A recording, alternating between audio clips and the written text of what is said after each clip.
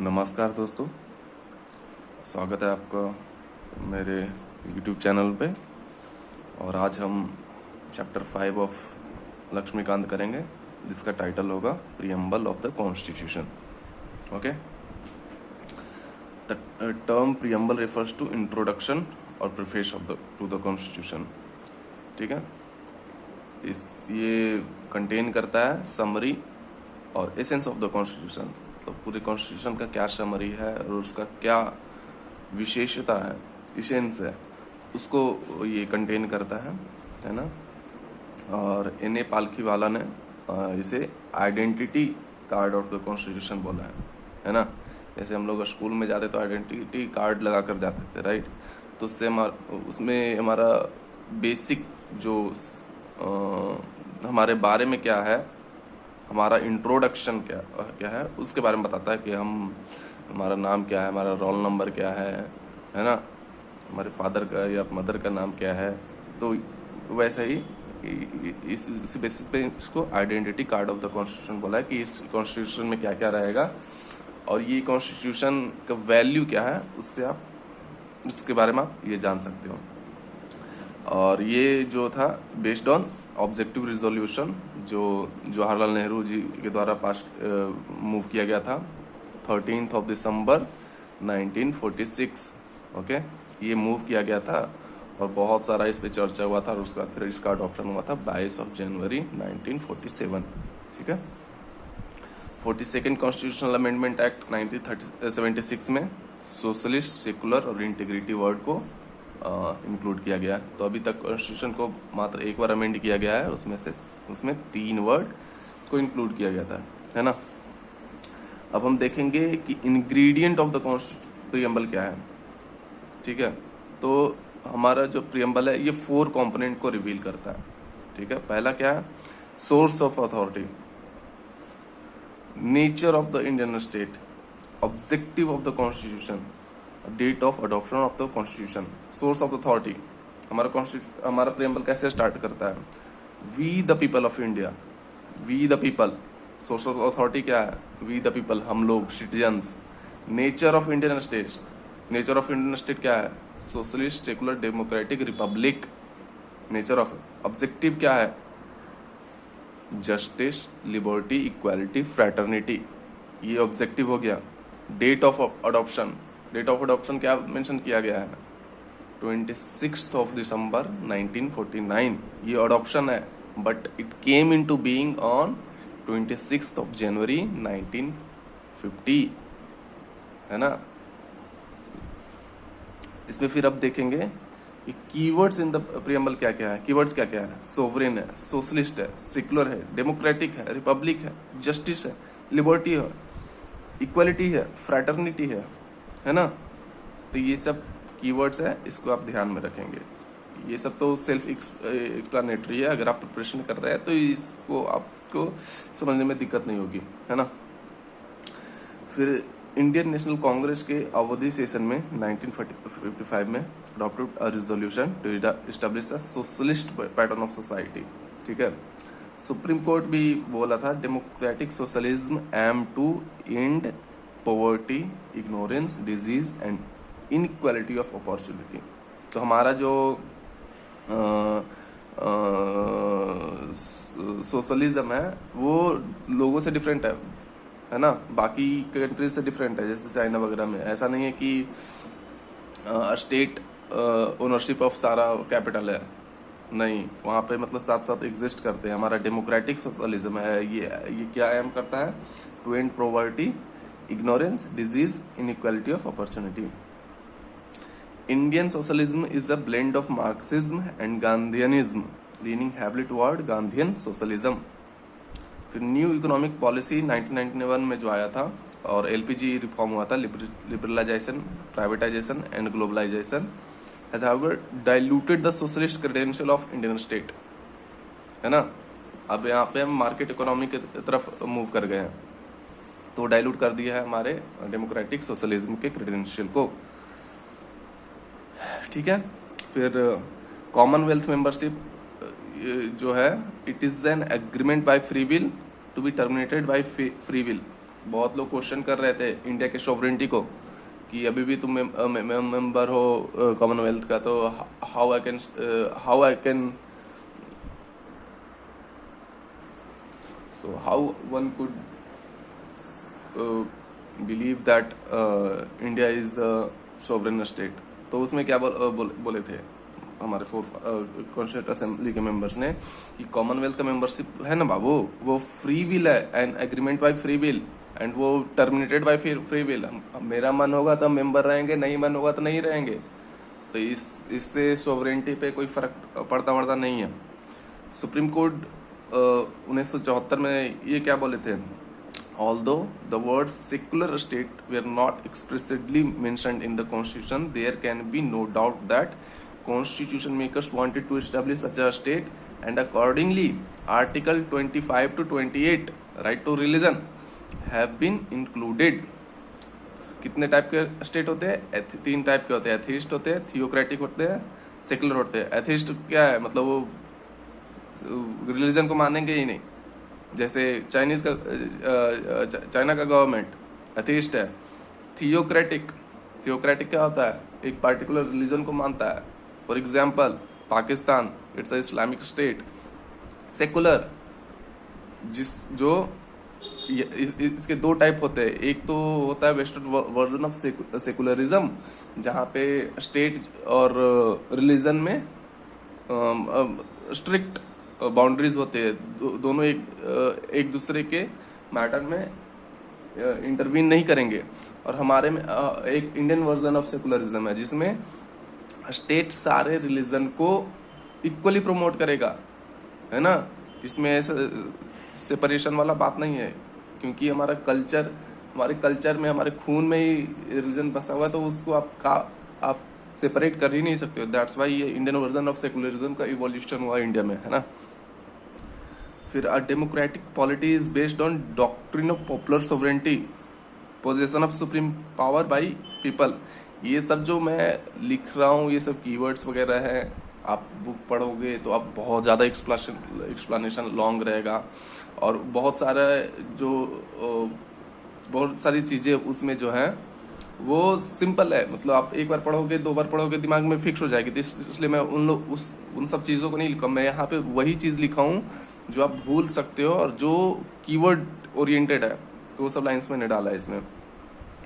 PB Gajendra Gadkar, एक chief justice of India जो थे, वो बोले थे the state does not owe loyalty to any particular religion as such, it is not irreligious और anti religious, it gives equal freedom to all religions. अगर आपको mains में आएगा इंडियन सेकुलरिज्म के बारे में, आप इनके कोड्स को डायरेक्ट मेंशन कर सकते हो कि क्या है इंडियन स्टेट, और इसके इंडियन वर्जन ऑफ सेकुलरिज्म का स्टेटस इन इंडिया। फिर आगे चलेंगे। ग्रीक वर्ड्स, डेमोक्रेसी का 2 वर्ड्स लिया गया है ग्रीक वर्ड से, डेमोस एंड क्रेशिया। डेमोस मतलब क्या होता है, पीपल। क्रेशिया मतलब क्या होता है, रूल। कितने टाइप का होता है डेमोक्रेसी? 2 टाइप का, direct and indirect. 4 devices of direct democracy होता है। समझ में आ रहा है? Referendum, initiative, recall, plebiscite. समझ रहे हो? ये सब आप पढ़ोगे, ये सब आप सिंपल सी चीजें। मैं इसको ज्यादा एक्सप्लेन नहीं करूंगा, क्योंकि मैं अभी प्रीएम्बल पढ़ा रहा हूँ। मैं बस कीवर्ड्स डाल दिया हूँ। अब एक एक चीज को एक्सप्लेन करने लगूंगा तो फिर 40 50 1 घंटे का वीडियो बन जाएगा, है ना। और आपको रिवीजन पर से ये वीडियो चाहिए, अदरवाइज तो आपको बहुत सारे मार्केट में वीडियोस मिल जाएंगे, है ना, एक्सप्लेनेशन वाला। बट मेरा ये है कि आपका कम से कम टाइम में कैसे रिवीजन हो, that's why I am making these videos. फिर आगे बढ़ते हैं। इनडायरेक्ट और रिप्रेजेंटेटिव डेमोक्रेसी क्या होता है? उसमें आते हैं parliamentary and presidential form of government. India में पार्लियामेंट्री है, प्रेसिडेंशियल कहाँ है? यूएसए में। Term democratic used in preamble in broader sense, embracing not only political democracy but also social and economic democracy।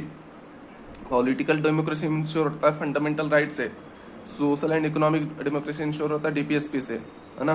तो वो दोनों को यूज दोनों को इनकलकेट किया है। और जो डेमोक्रेसी टर्म है प्रियम्बल में जो यूज हुआ वो ब्रॉडर सेंस में यूज हुआ है ना। This dimension was stressed by Ambedkar on November 25, 1949 in a speech. इसमें क्या बोलते हैं वो, liberty, equality and fraternity form a union of trinity in the sense that to divorce one from the other is to defeat the very purpose of democracy. समझ रहे हो, liberty, equality और fraternity है वो ट्रिनिटी है, union of Trinity है। और एक को भी आप अलग करते हो ना तो जो डेमोक्रेसी का जो वेरी पर्पस है ना उसका मीनिंग ही खत्म हो जाएगा, है ना। तो ये चीज है, without equality liberty would produce the supremacy of the few over many. Equality without liberty would kill individual initiatives, है ना। ये बहुत ही फेमस उनका लाइन है। डेमोक्रेटिक पॉलिटी क्या होता है, डेमोक्रेटिक पॉलिटी उसमें ये दो टाइप का होता है। एक तो होता है मोनार्की, दूसरा होता है रिपब्लिकन। मोनार्की में क्या ये आ जाएगा ब्रिटिश वगैरह, रिपब्लिकन में क्या आ जाएगा इंडिया, फ्रांस वगैरह। तो जो हमारा पॉलिटी है वो रिपब्लिकन है और ये कहाँ से इंस्पायर्ड है, फ्रांस से। Republic also means two more things, first elected. Monarchy का तो आप देखते हो ना कि जो हेड ऑफ स्टेट रहेगा वो क्या बोलते हैं, इनहेरिटेंस बेस्ड होता है, किंग और क्वीन वगैरह ये होते हैं। बट रिपब्लिक में क्या होता है, वो इलेक्टेड होते हैं। तो वही बोल रहा है कि republic also means two more things, first elected, पहला तो इलेक्टेड ही होगा रिपब्लिक वाला में, दूसरा और तीसरा क्या रहेगा, दूसरा रहेगा vesting of political sovereignty in people and not in a single individual like a king. समझ में आ रहे हो, ऐसा नहीं किंग और उसके हीर्स है उसमें मतलब पॉलिटिकल सोवरेनिटी रहेगी, इस पीपल में रहेंगे, वी द पीपल में रहेंगे, है ना। तीसरा क्या है, absence of any privileged class and hence all public offices being open to every citizen without any discrimination. ऐसा नहीं होगा कि जो किंग वो रहेगा वो जो भी वो किंग के लिनियज में रहेगा बस वही बन पाएगा, जो भी मतलब हेड ऑफ स्टेट जो है तो किंग के जो लिनियज में रहेगा वही बनेगा। कोई भी बन सकता है इंडिया में। यहाँ देखिए द्रौपदी मुर्मू जी को first tribal girl to become a president of world's biggest democracy. समझ में आ रही है मेरी बात, कोई भी बन सकता है यहाँ। तो आगे ये चलते हैं फिर पॉलिटिकल जस्टिस। पॉलिटिकल जस्टिस में क्या था, equal political rights. Equal political rights तो आपको पता ही होगा, बट उसमें ये भी इंक्लूड होता है कि equal access to all political offices, equal voices in government too. ये जो है ये तीनों होता है ना तब इंश्योर होता है कि पॉलिटिकल जस्टिस हुआ है। लिबर्टी में से आप क्या समझते हो, absence of restaurant on activities of individuals and providing opportunities for the development of individual personalities. समझ रहे हो आप मेरी बात। ये लिबर्टी का ये निगेटिव वाला डायमेंशन कवर हुआ है, एब्सेंस ऑफ रेस्ट्रेंट। पॉजिटिव वाला क्या होगा, प्रोवाइडिंग अपॉर्चुनिटी भी आपको प्रोवाइड करनी पड़ेगी, तब ट्रू सेंस में लिबर्टी को आप इंजॉय करेंगे, है ना। वैसे ही इक्वालिटी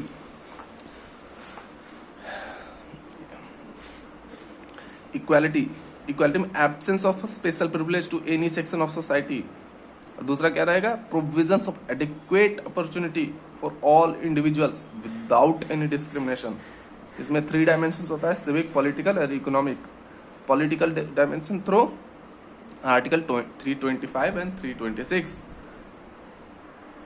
तो ये दोनों जो आर्टिकल है वो क्या इंश्योर करता है, ये वाला जो है वो आपके इलेक्टोरल रोल में कोई डिस्क्रिमिनेशन ना हो, आप एलिजिबल अगर है 18+ है तो आपका इंक्लूजन होगा इलेक्टोरल रोल में, वो इंश्योर करता है।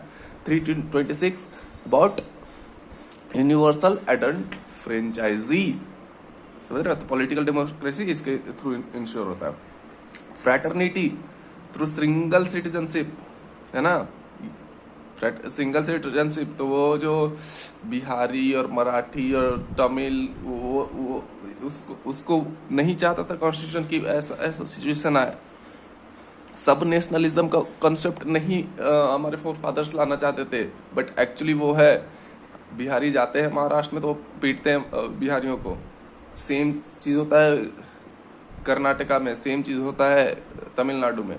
तो वो सब नेशनलिज्म का जो कॉन्सेप्ट है वो इवॉल्व हो चुका है ना। अब क्या करे, और ये जो चीज है फंडामेंटल ड्यूटीज 51A में भी इंश्योर किया गया क्या कि आपको आपके यूनिवर्स ब्रदरहुड को प्रमोट करना है ना। तो ये फ्रेटर्निटी का कॉन्सेप्ट फंडामेंटल ड्यूटीज में भी है। According to K M Munshi, member of drafting committee, dignity of individuals signifies that the constitution not only ensure material betterment and maintain a democratic setup, but that it also recognizes the personality of every individual is sacred। ये तो bare minimum हो गया ना, है ना। ये bare minimum हो गया, material betterment, maintaining a democratic setup. ये बेयर मिनिमम वाला कॉन्सेप्ट है ही नहीं। यहाँ पे पॉजिटिव कॉन्सेप्ट है हमारे कॉन्स्टिट्यूशन में, है ना।